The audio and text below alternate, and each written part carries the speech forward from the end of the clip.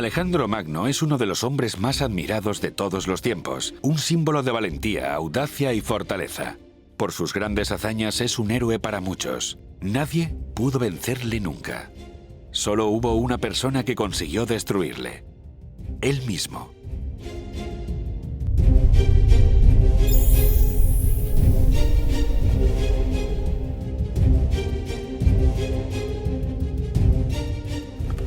En el programa anterior vimos cómo Alejandro, con solo 20 años de edad, salió de Macedonia con el sueño de conquistar el mundo. Partió con un ejército pequeño para esa tarea, pero él se sentía divinamente llamado a una misión: unir al mundo con la luz de la cultura griega, para llevar la civilización a todo el mundo conocido. Vimos cómo Alejandro cumplió la profecía de Tiro, una ciudad arrojada al mar. Hoy seguiremos al faraón Alejandro en la gran aventura de su vida, para ver cómo cumplió los designios divinos escritos por los profetas. Es un viaje en busca de respuestas.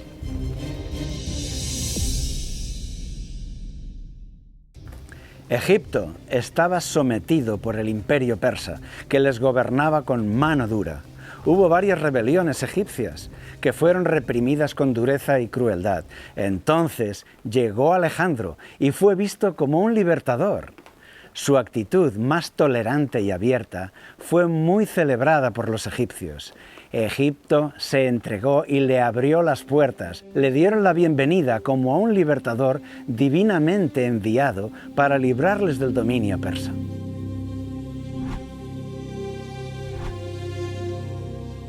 Un culto muy amado por el pueblo egipcio era el del buey Apis. En un templo de Menfis cuidaban a un toro semental. Era mimado, era adornado, las sacerdotisas lo alimentaban, lo abrazaban. Para ellos era una encarnación del dios Apis, que daba la fecundidad a Egipto. Años antes, cuando los persas llegaron, el rey Cambises apuñaló al buey Apis y lo mató. Los egipcios quedaron horrorizados. En cambio ahora Alejandro honraba al buey Apis y le ofrecía incienso y sacrificios. Esto ganó el corazón de los egipcios. Podemos imaginar a Alejandro participando en el culto, mostrando respeto por la cultura egipcia. Ganó la simpatía del pueblo. Los reyes persas siempre fueron considerados allí como invasores extranjeros, crueles, unos bárbaros. Ningún rey persa había sido coronado faraón, pero Alejandro sí lo fue. Los sacerdotes le coronaron faraón y fue aclamado por el pueblo como hijo de Amón-Ra. Así fue grabado en los templos y aún hoy podemos verle en los muros del templo de Luxor, que nos muestran al faraón Alejandro venerando a su padre Amón-Ra. Para los egipcios, Amón-Ra era el dios principal. Solían representarlo en forma de carnero o con cuernos de carnero. Pues bien, se han encontrado monedas de Egipto donde Alejandro se muestra con cuernos de carnero, demostrando así que era hijo legítimo del rey de los dioses. Era una propaganda política muy eficaz. Al ver la moneda, todos recordaban que Alejandro era hijo del gran dios y, por tanto, debía gobernar Egipto. Fundó la nueva capital que lleva su nombre, Alejandría. Esta ciudad todavía permanece hoy. Fue famosa por su biblioteca, la mayor del mundo. Allí se levantó el Faro de Alejandría, una torre tan alta que fue una de las 7 maravillas del mundo antiguo.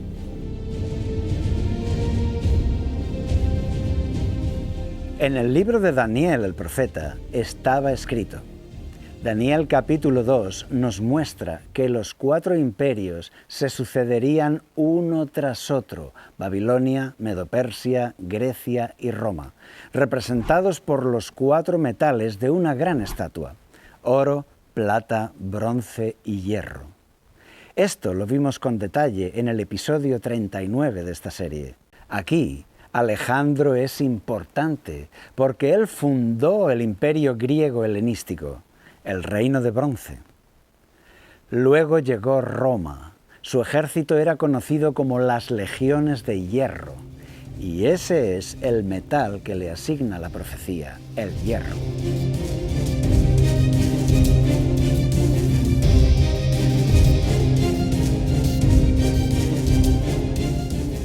Daniel capítulo 7 nos muestra de nuevo a estos 4 imperios, pero ahora representados por 4 animales en una estructura paralela. Un león alado, que simboliza a Babilonia, un oso para Medo-Persia, un leopardo alado para Grecia y una bestia con dientes de hierro para Roma.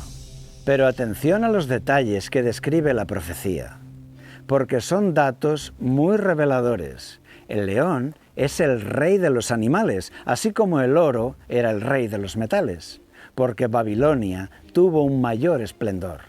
El oso tiene un lado más levantado que el otro, porque los persas fueron más importantes que los medos. Lucharon juntos, pero los persas pusieron los reyes. Este oso tiene 3 costillas en su boca, que representan a los 3 grandes reinos que conquistó: Babilonia, Egipto y Lidia. El leopardo tiene 4 alas para destacar la rapidez de las conquistas de Alejandro, que sometió a todo el mundo conocido en solo 13 años. En el texto hebreo, la palabra leopardo se puede traducir también como guepardo, el animal más veloz sobre la tierra. Aquí, Alejandro Magno estaba señalado por la profecía. Pero lo más asombroso llega en el capítulo 8. Aquí Babilonia ya no aparece, porque estaba ya a punto de caer. Primero describe a Medo-Persia como un carnero con un cuerno más alto que el otro. Esto significa que los persas eran más fuertes que los medos, luchaban juntos, lo mismo que hemos visto con el oso de Daniel 7.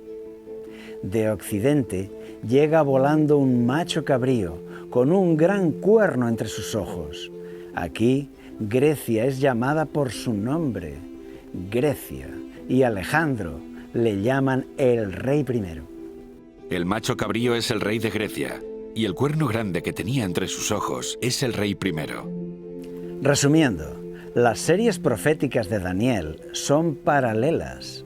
Predicen los imperios que someterán a Israel desde el tiempo en que esta profecía fue escrita, siglo VI a.C.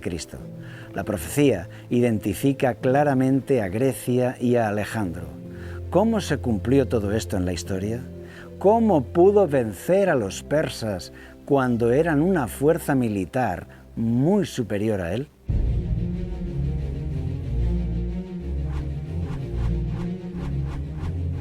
Alejandro creía que sus victorias seguían un designio divino. Se sentía elegido por el cielo para gobernar al mundo. Avanzó hacia el oriente, donde tendrá el choque decisivo con los persas. La batalla de Gaugamela. Era el 1 de octubre del año 331 a.C., cerca del actual Mosul, en Irak. En la gran llanura, los 2 ejércitos se extienden uno frente al otro. El rey Darío III estaba en el centro. Ha reclutado un ejército de todos los reinos de su gran imperio. La fuerza militar era muy desigual. Los griegos tenían 47.000 soldados, mientras que los persas tenían 250.000. Era una relación de 1 a 5. Además, los persas tenían muchos carros de guerra, armados con guadañas en las ruedas para poder cortarle las piernas a los enemigos. Pero Alejandro usó una táctica sorprendente. Adelantó su flanco derecho con su caballería de élite, seguidos de infantería, que se fueron separando, como si trataran de rodearles. Los persas fueron a por ellos, y así dejaron abierta una brecha en el centro. Rápidamente, Alejandro guió a la caballería por aquella brecha y hostigó al propio rey Darío, que se vio sorprendido y amenazado y tuvo que huir por su vida. cundió el pánico. Los persas, sin su líder, quedaron desorientados, muchos huyeron y fueron completamente derrotados. Alejandro venció contra todo pronóstico. El imperio persa ya no volvería a levantar cabeza.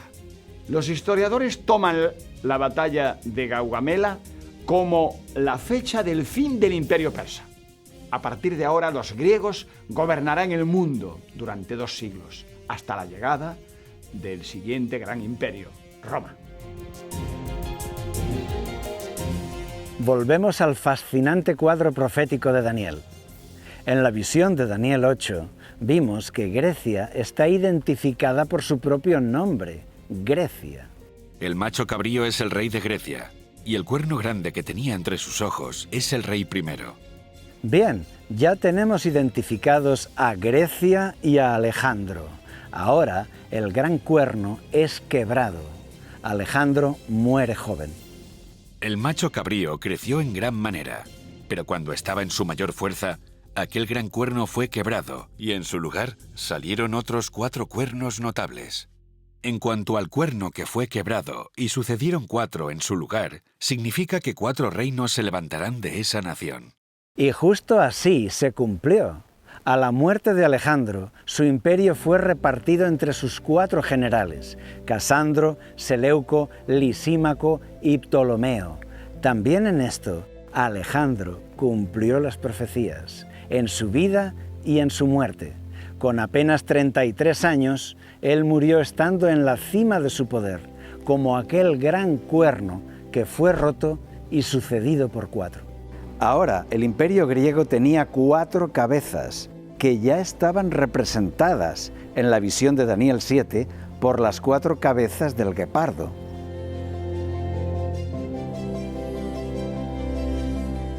Cuando sus conquistas llegaron hasta la India, entonces su ejército se amotinó.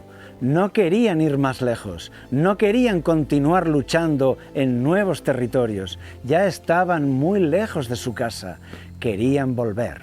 Alejandro se enfadó mucho con esto y estuvo 3 días sin salir de su tienda, pero al final lo aceptó. Alejandro regresó a Babilonia y se dedicó a organizar su imperio de la siguiente manera. Babilonia sería la capital del mundo, la más gloriosa. Las 7 provincias del imperio serían administradas por 7 grandes ciudades, todas ellas llamadas Alejandría. Se sentó en su trono de Babilonia para gobernar desde allí al mundo en una nueva era de paz y esplendor que debía durar para siempre. Pero una profecía desafiaba el proyecto de Alejandro. La profecía de Babilonia, Isaías 13, que declara que Babilonia será reducida a ruinas y que nunca será reconstruida. En el pasado, Babilonia había enviado su ejército a Jerusalén. Habían destruido la ciudad, mataron a miles, a otros los torturaron y los vendieron como esclavos. Pero lo más grave, habían derribado el templo, el famoso templo de Salomón. Se llevaron los vasos sagrados del templo y bebieron vino en ellos. Los judíos quedaron horrorizados. El templo de su Dios era destruido. Babilonia quedó para ellos como un símbolo del mal, la organización humana que sirve a Satanás. Entonces, el profeta Isaías recibió el mensaje divino, la profecía de Babilonia. La gran ciudad quedará en ruinas para siempre, deshabitada. Babilonia, hermosura de reinos, gloria y orgullo de los caldeos, nunca más será habitada, ni se morará en ella de generación en generación, sino que dormirán allí las fieras del desierto. En sus palacios aullarán las hienas. Este texto nos dice que la gloriosa ciudad de Babilonia se convertiría en ruinas y no sería reconstruida, quedaría siempre así, en ruinas para siempre. Esto estaba en contra del proyecto de Alejandro, porque él quería que Babilonia siguiera siendo la capital del mundo por siempre. Aquí tenemos 2 afirmaciones enfrentadas. Por un lado, la profecía que dice que Babilonia sería ruinas, y por otro lado Alejandro Magno, que decreta que será la capital del mundo, el centro de una nueva humanidad. Dos sentencias opuestas. ¿Cuál de las dos se cumplirá? Esta imagen nos muestra la entrada triunfal de Alejandro en Babilonia. Está montado en un carro gigante tirado por un elefante de la India. Aclamado por todos, el nuevo rey del mundo se disponía ahora a organizar su imperio.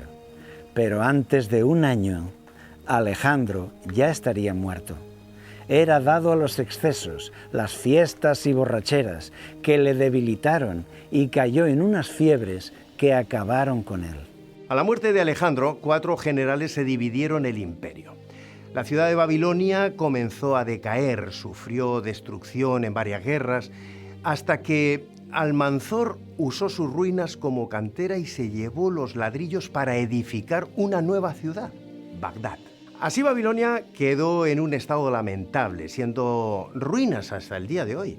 Un lugar deshabitado, y es curioso, algo como la profecía lo había predicho. La gran ciudad de Babilonia nunca ha resucitado. La ciudad que fue reina del mundo es hoy una ciudad fantasma, en ruinas.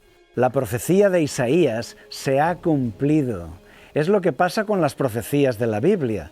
Se cumplen al 100%, a pesar de la soberbia de los reyes y los ejércitos. Aunque el mayor emperador del mundo se ponga en contra, si está escrito en la Biblia, así se cumplirá.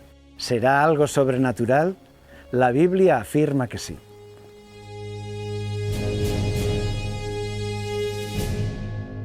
¿Qué nos ha dejado Alejandro, aparte de monumentos y leyendas? Alejandro es el creador de la civilización helenística, que dominó a todos durante 2 siglos. El mundo ya no fue el mismo después de Alejandro. Él y los reyes griegos que le siguieron hicieron que la lengua griega y el pensamiento griego se hicieran universales. Hoy, nuestro mundo occidental es heredero de aquella cultura griega, basada en la ciencia y en lo concreto, que no teme investigar lo nuevo y razonar lo difícil o abstracto. Alejandro fue educado por el gran sabio y filósofo Aristóteles, que influyó mucho en él. Alejandro imaginó el mundo gobernado bajo un solo trono, un mundo en paz y concordia, porque todos tienen una lengua común, una cultura común también. Ese sueño de un mundo unido tenía un nombre, Ecumene, que significa tierra habitada. Se refiere al mundo habitado por una humanidad civilizada y libre, donde la educación hace a la gente tolerante y unida, donde los pueblos ya no se enfrentan porque no son diferentes. Todos son ahora un solo pueblo, juntos. Una idea hermosa, ¿verdad? El único problema de este ecumene es que debía imponerse por la fuerza de las armas. Todo el que se opusiera a este plan debía morir, hasta conseguir que se forme esa nueva conciencia global. Hoy, en nuestros días, se está impulsando la misma idea. La misma palabra ecumene es hoy el nombre del movimiento de la unión de todas las religiones. De ecumene viene ecumenismo. Este movimiento nos propone abandonar enseñanzas bíblicas que causan controversia, para conseguir la concordia con todos. El ecumenismo nos anima a poner la unidad por encima de la verdad de la Biblia. Jesucristo nunca actuó así. Él se mantuvo firme en sus creencias, aún a riesgo de su vida. Las profecías de Apocalipsis nos enseñan que este movimiento triunfará, que será muy popular, que va a liderar el mundo y que se volverá intolerante con los que le rechacen. Pero, como la antigua Babilonia, será destruido por completo. Apocalipsis llama Babilonia a este poder globalista que dominará a todos. Una religión ecuménica, humanista, fiel a la moda cultural, pero infiel a la Biblia y rebelde a la ley de Dios. Las profecías también describen su final. Como la antigua Babilonia, ella también pasará de ser reina del mundo a ser ruinas para siempre. Cuando tú veas que esto sucede, recuerda que la Biblia ya te lo anunció. Resumiendo, en el programa de hoy hemos seguido a Alejandro III de Macedonia en su gran aventura de crear una nueva humanidad. Hemos visto cómo fue coronado faraón de Egipto con gran aclamación. Hemos presenciado su victoria decisiva contra los persas, la batalla de Gaugamela. Le hemos visto conquistar el mundo conocido y sentarse en su trono en Babilonia. Hemos visto cómo Alejandro Magno cumplió en su vida varias profecías bíblicas. Fue él quien creó el imperio griego helenístico. En la profecía de Daniel capítulo 2, el imperio griego está simbolizado por el vientre de bronce. En el capítulo 7, el imperio griego está representado por este guepardo con 4 alas. La profecía de Daniel capítulo 8 lo muestra con el símbolo de un macho cabrío y lo identifica claramente con su nombre, Grecia. También predice a Alejandro Magno, representado por el gran cuerno entre sus ojos. Estando en su mayor fuerza, este cuerno se parte y aparecen 4 cuernos en su lugar. La profecía explica su significado. El primer rey del imperio griego muere joven y su reino es repartido entre sus 4 generales. Vimos también cómo Alejandro fue el encargado de cumplir la profecía de Tiro, que condenaba a la rica ciudad a ser arrojada al mar. Fue él quien ordenó hacerlo. La profecía sobre Babilonia la condenaba a ser ruinas eternas, pero Alejandro decretó que Babilonia sería la gloriosa capital del mundo. Pero de nuevo lo que estaba escrito en la Biblia prevaleció por encima del poder de reyes y ejércitos, porque la profecía hebrea es indestructible. Tú puedes estar seguro, si está escrito en la Biblia, sin duda se cumplirá. Él ha pasado a la historia como Alejandro Magno, que significa Alejandro el Grande. ¿Pero qué es lo que convierte a una persona en alguien grande? Los escritos de la época nos cuentan que Alejandro no tenía muy buen carácter. En una ocasión estaba cruzando un río y su gorro de mando se cayó al agua. Entonces un valiente soldado se lanzó al agua para recuperarlo y para poder volver al barco tuvo que luchar contra la corriente. Y para conseguirlo se colocó el gorro de mando en su cabeza y nadó con los brazos. Subió al barco, entregó el gorro real a Alejandro y este, impresionado, le dio honores, le dio premios y después le mandó ejecutar porque se había atrevido a colocarse en su cabeza el gorro de mando del rey. Una crueldad que era absolutamente innecesaria, propia de su carácter altivo. También era muy dado a las juergas, a los excesos y borracheras. Vivía siempre al límite. Así era Alejandro, que en algunos rasgos de su carácter no era grande, sino pequeño. Era tan altivo y soberbio que era capaz de crucificar a 2000 personas porque le llevaban la contraria. Por eso, algunos historiadores le llaman Alejandro el Aniquilador y le comparan al ruso Stalin en la forma de tratar a los vencidos. Aquel joven rey idealista del comienzo se había convertido ya en egocéntrico, en un borracho incorregible con rasgos psicópatas. Comenzó a imaginar conspiraciones por todas partes. Por sospechas de traición, asesinaba a muchos de sus fieles colaboradores una y otra vez. Estaba fuera de control. Cuando Alejandro invadió Asia, se dio cuenta de que en Oriente adoraban a los emperadores como a dioses. Ser un dios le gustó mucho a Alejandro, pero esto también aumentó su ego, su narcisismo y su gloria se hicieron una obsesión. Un día en Samarcanda, en una fiesta, Alejandro exigió la adoración de sus generales. Y uno de ellos, Clito, el negro, su mejor amigo, le contestó que rehusaba adorarle, porque no era un dios, era un hombre. Alejandro, que estaba borracho, se llenó de ira le quitó la lanza a su guardia y mató a su mejor amigo. El general Clito siempre le había acompañado, había peleado por él desde que salieron de Macedonia. Alejandro quedó muy deprimido por lo que había hecho y pasó 3 días de ayuno, llorando sin parar. Y es que un carácter fuerte no es aquel que domina a todos con soberbia. Un carácter fuerte es aquel que sabe dominarse a sí mismo. Hay algunos paralelos entre Alejandro el Grande y Jesucristo. Los dos murieron a los 33 años de edad, pero murieron por una causa muy diferente. Uno por una fiebre fruto de las borracheras y los excesos. El otro murió para entregar su vida como rescate por una raza perdida. Las lecciones morales que podemos aprender de uno y de otro son muy diferentes. Por eso los llamaremos aquí Alejandro el Pequeño y Jesucristo el Grande. Alejandro se hizo adorar. Jesús recibe adoración por amor, recibe el homenaje de corazones convencidos que le admiran, le siguen y le aman. Los dos son reyes, uno por la fuerza de la espada y el otro porque ha conquistado el corazón de sus súbditos. Alejandro en sus guerras mató a muchas personas, mientras que Jesús da vida a muchas personas. Alejandro, siendo hombre, se hizo llamar Dios, pero Jesucristo, siendo Dios, se hizo hombre para venir a ayudarnos.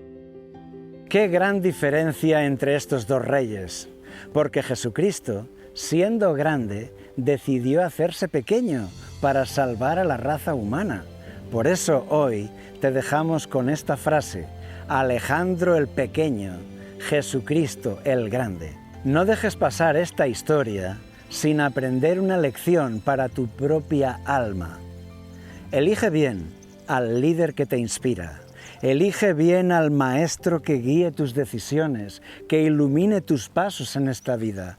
Al luchar por tus sueños y por tus objetivos, no lo hagas a golpes de espada como Alejandro el Pequeño. Mejor, hazlo movido por la esperanza, la gratitud y el amor, como Jesucristo el Grande. Abre los ojos y verás que la Biblia sorprende.